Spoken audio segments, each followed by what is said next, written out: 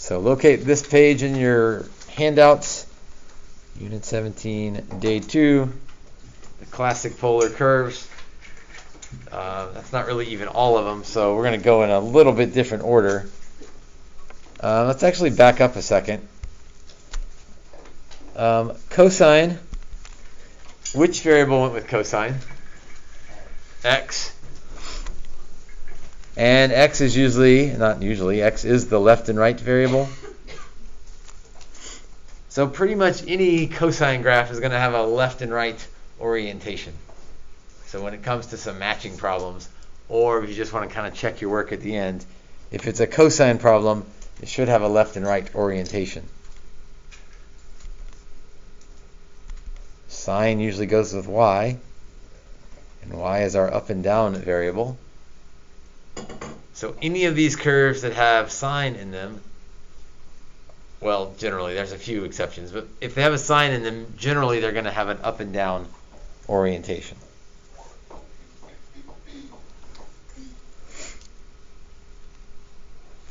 All right, we're going to go a little out of order from what they present, because I think it'll make more sense that way. So classic curve number 1, if we have r equals 3, there was actually one of these in the homework, that makes a circle. Because the radius is 3, it doesn't matter what the angle is. So if this is my polar graph, it doesn't matter what the angle is, I'm going to go out 3 in every direction.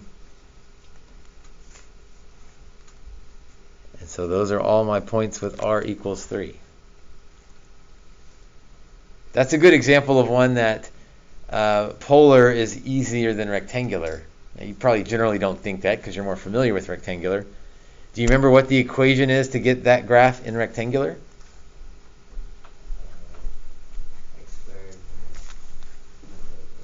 You're on the right track. X squared plus y squared equals 9.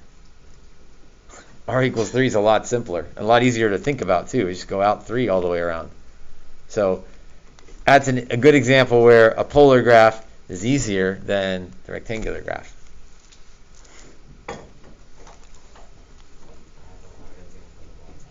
There are lots of examples of why it's harder. That's true.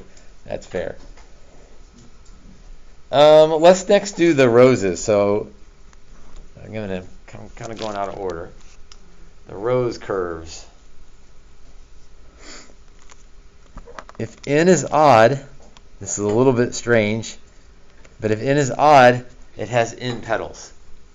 So if n being, we don't have an example of what a rose curve is. So if r equals, I'll make a match down here, a sine n theta, or a cosine n theta.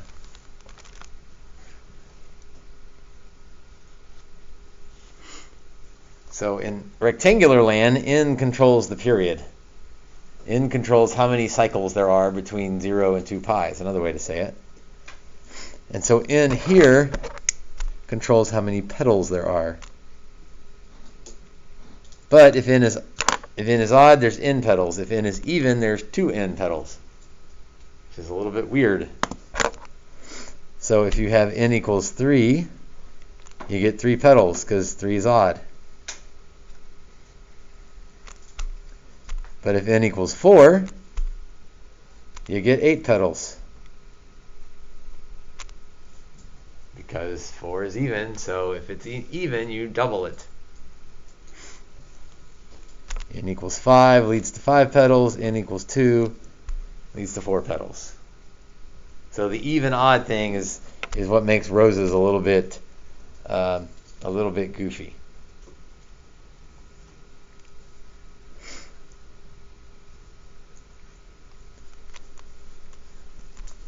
All right, these two are cosine roses.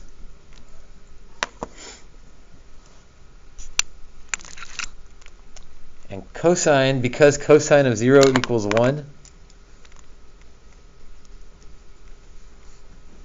the first petal is at theta equals 0. It's kind of the XY thing. At theta equals 0, you got a pedal.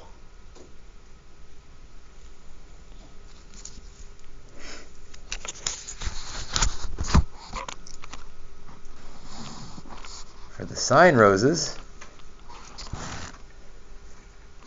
oops, that should say cosine of 0 equals 1. What's the sine of 0 equal to?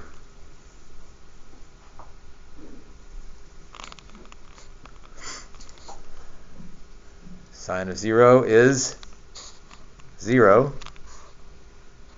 So that means at theta equals 0, there's no pedal. So it's a little bit weird. You don't think in terms of where's the first pedal. You think of at theta equals 0, cosine has a pedal, sine does not have a pedal. You can also just pick some points, 0, pi over 2, pi, and kind of figure it out. It's sort of like, in rectangular, once you know it's a parabola, then you just pick some points to get kind of exactly what the parabola looks like. It's the same thing here. Once you know it's a rose with 8 petals or 3 petals or 4 petals, you start picking some points to get figure out exactly what's going on. All right, let's back up to the Lymasons.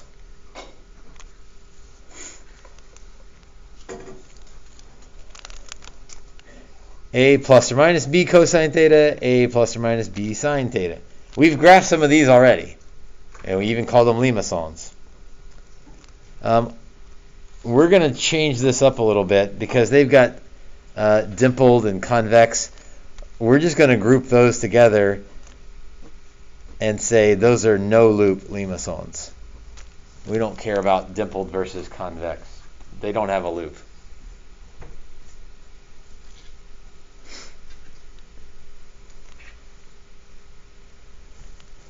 First one has a loop. I'm going to change up what they say about those because I don't like the way they did it. Let's rewrite this a little bit here.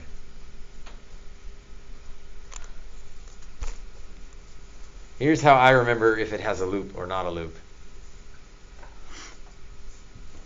If it's just r equals a, if you just had r equals a, that part is the circle part.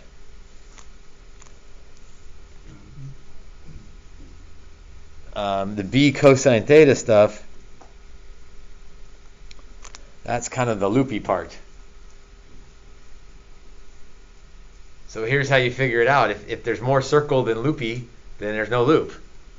So if a is greater than b, that means it's more circular than loopy, then no loop.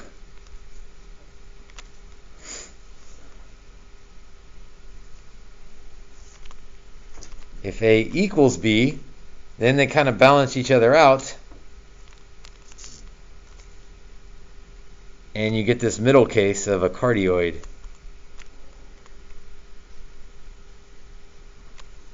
Where it's almost a loop, but not quite. It comes right back to the pole just perfectly.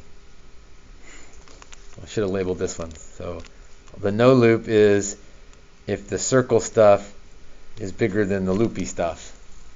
If A is bigger than B, then there's no loop.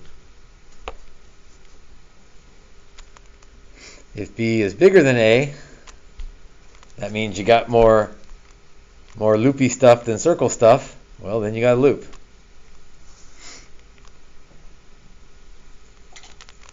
That would be this first example, B greater than A.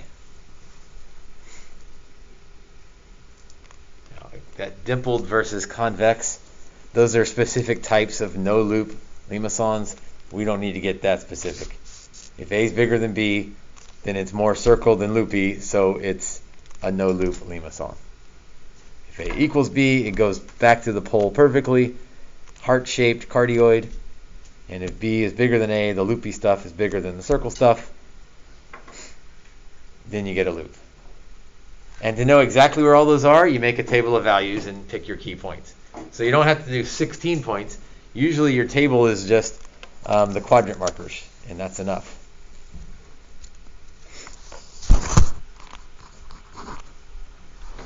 Type 4, circles and limnoscates. I don't know why they grouped them together because they're not really similar. Maybe they were just running out of space. So first those circles. Well, here's how I remember these circles. This looks a lot like the formula for a rose. I'm going to mark that out and call it a rose. But it's a rose with n equals 1.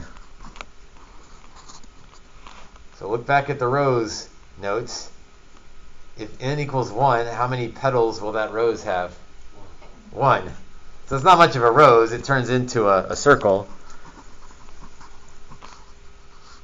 But if it helps, it sort of reduces the number of categories you have to think about. You think of it as not a circle, but it's just a one-petaled rose. So kind of a boring-looking rose. But that way it fits under the rose category rather than a separate circle category.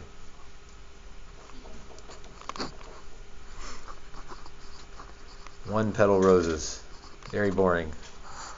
But easy way to remember it.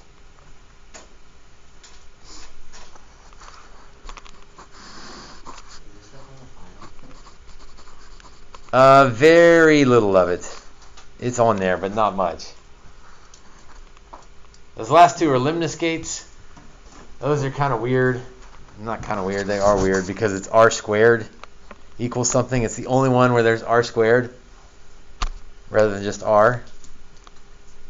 The cosine one has a left and right orientation. The sine one is not up and down like you might think it would be. The sine one is at like a 45-degree angle. And they both look like infinity signs. Those are kind of pains. We don't do many of those. But they stick out because of the r squared. So they're easy to identify because they're the only ones that have an r squared on them. So you'll know you've got a limnoscate if there's an r squared. Abby. So basically you can identify the graphs just by looking at the equation. That is exactly right. Her question was, you can identify the type of graph by looking at the equation. Yes. I mean, you're not super great at it yet, but remember yesterday I said, if I give you this, everyone in here, I hope, looks at that and says, well, I don't know exactly what it looks like, but what shape is that? It's a parabola. It was an x squared, because you know that if it's got an x squared in there, it's a parabola. You know what a parabola looks like. If I did that, like it might take you a while to graph it, but you know the basic shape of that thing. It's a square root. So, if we spent 6 weeks on this unit rather than 3 days, you'd get to that point where if I put this up on the board, you'd say, oh yeah, I basically know what shape that is. Now, right now, you got to look back at the notes and kind of compare, and actually, you tell me. So what shape is that? That's a Lymason. Is it a loop or a no loop Lymason? No loop, because the circle stuff is bigger than the loopy stuff. By the way, is it a left-right Lymason or an up and down Lymason?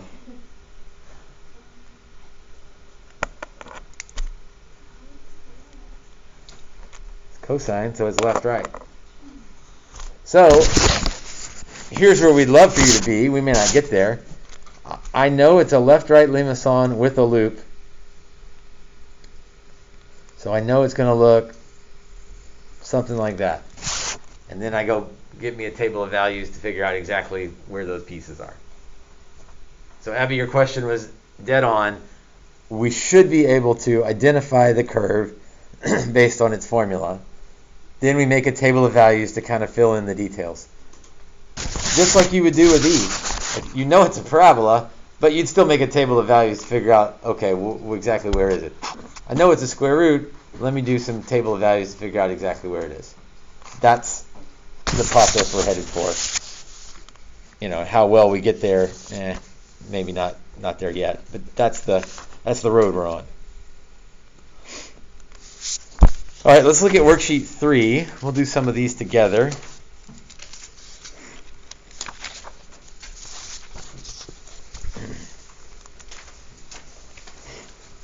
Let's do,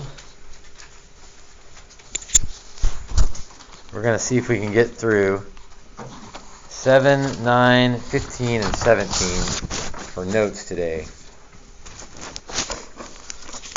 And you've got some graph paper for practice here. And there's exactly enough graphs for what we're going to assign. So number 7. I'm cheating because I have 2 copies, so I can look at the equation and the graph paper.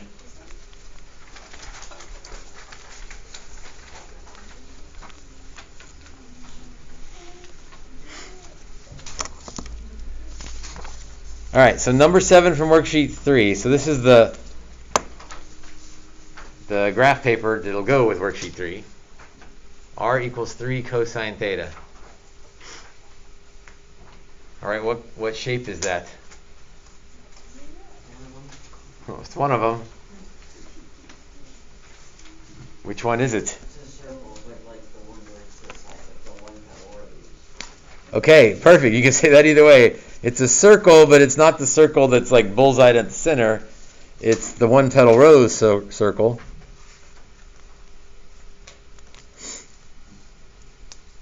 And do we think it's left, right, or up and down? It's left, right. Why is it left, right? Cosine. Because it's cosine. So I'm pretty sure I know what this thing looks like.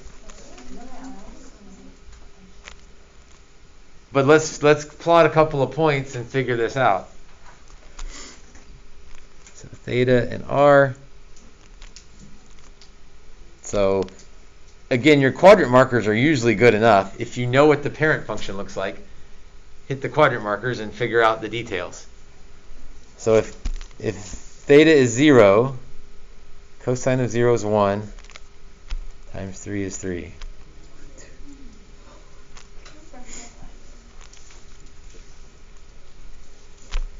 Pi over 2. See, cosine of pi over 2 is 0.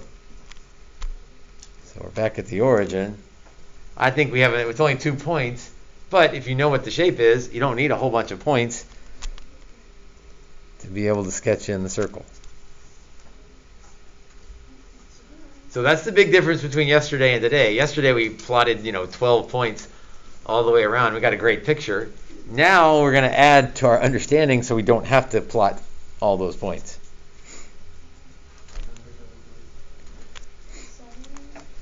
So the ones we're going to work together are 7, 9, 15, and 17.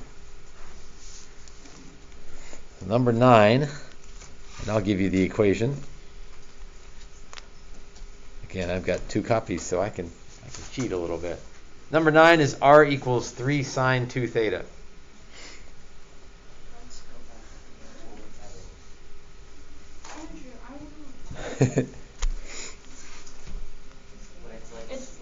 It's a rose. That's up and down. It's 4 petals. It's got some sort of up and down orientation. Let's plot some points here. So if I plug in 0, sine of 0 is 0.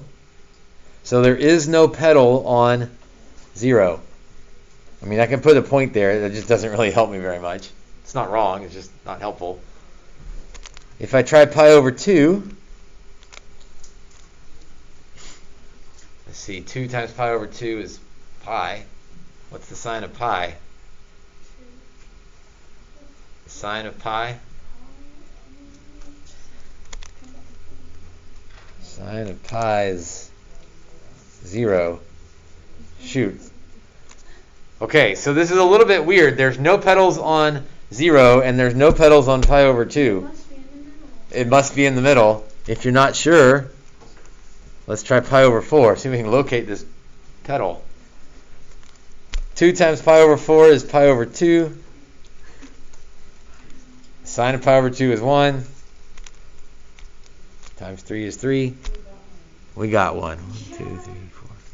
That's all we need. And that's really all we need, because they're always going to be equally spaced. All the roses, you're never going to have any weirdly shaped roses. They all come out perfectly. You went a little too high. Did I go out too far? Yeah. 1, 2, 3, 4. Sure did. So where are my other petals going to be? In the same places. At the same places.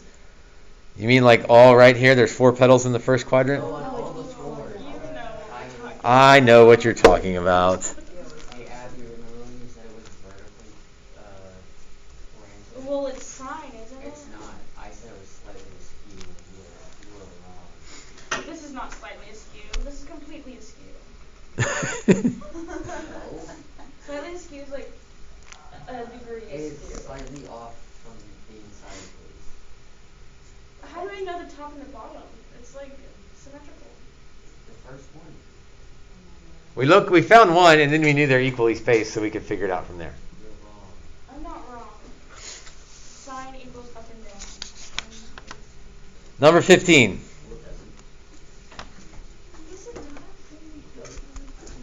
Number 15 is 2 plus 2 cosine theta. 2 plus 2 cosine theta. Okay, so refer to your notes. I know you don't know them yet by heart. R equals. Give me a second. That's the first one. Give me a second. 2 plus 2 cosine theta. It's like the Yeah, the Lymasons. Yeah. Okay, be careful. It's sort of a Lymason, but it's the very special Lymason that's a cardioid. Because A equals B. Because A equals B. Is it left and right or up and down? It's left and right. How do you know it's left and right? Because cosine. Because cosine. So even before I draw this thing, like officially, I know what a cardioid looks like. I know what a left and right one looks like. So I think it's going to look like that. Now let's get some detail so our picture's right. Cosine of 0 is still 1. So 2 plus 2 is 4.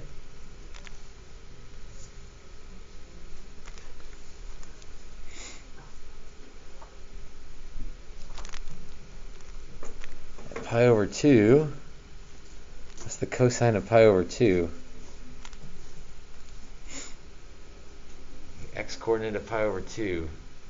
Cosine of pi over 2 is 0. So 2 plus 0 is 2.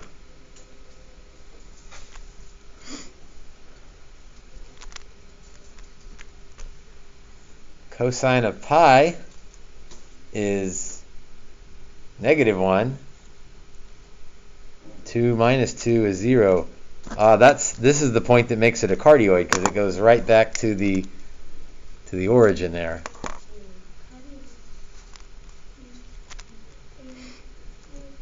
And then 3 pi over 2, cosine of 3 pi over 2 is, well, you may be able to figure it out from the picture, but cosine of 3 pi over 2 is 0.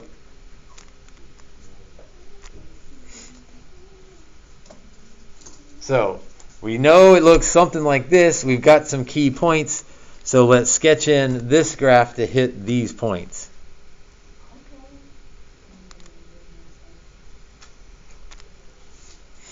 And there's my cardioid.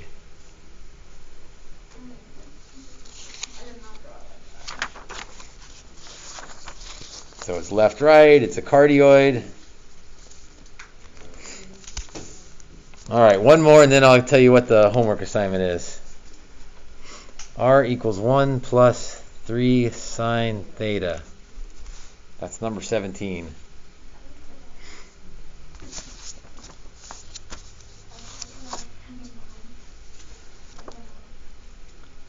So what shape is that?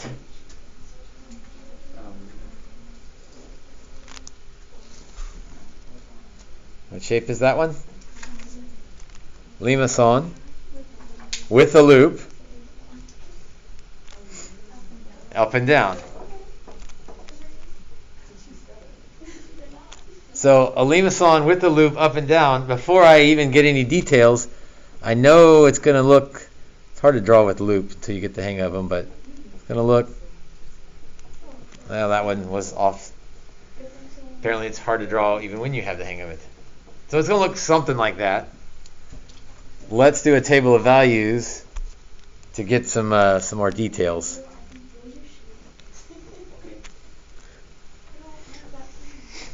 All right, I need to speed up a little bit here. Sine of 0 is 0, so 1 plus 0 is 1.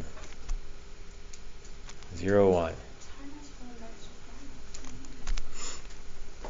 Pi over 2. Sine of pi over 2 is 1, so 1 plus 3 is 4.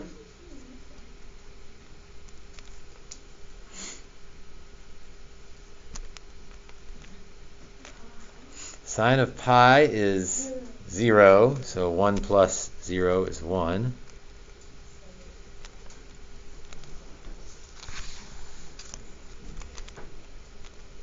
What's the sine of 3 pi over 2?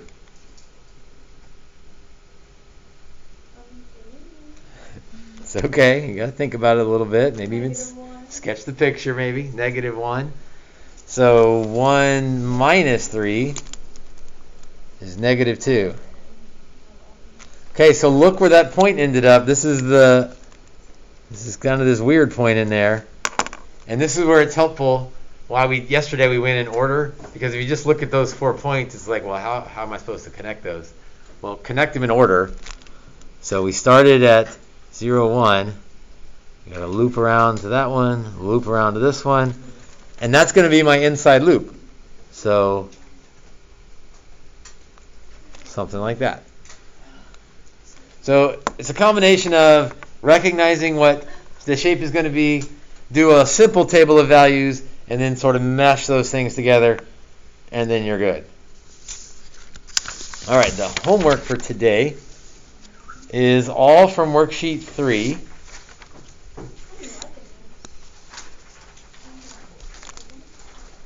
So Tuesday homework is on this worksheet, 1 through 6, that's just matching. So that's kind of good. You get the hang of what the shape should look like without actually having to do all the details. So that's kind of nice. And then, are you ready to write fast? 8, 10, 12, 14, 16, 18, 19, and 24.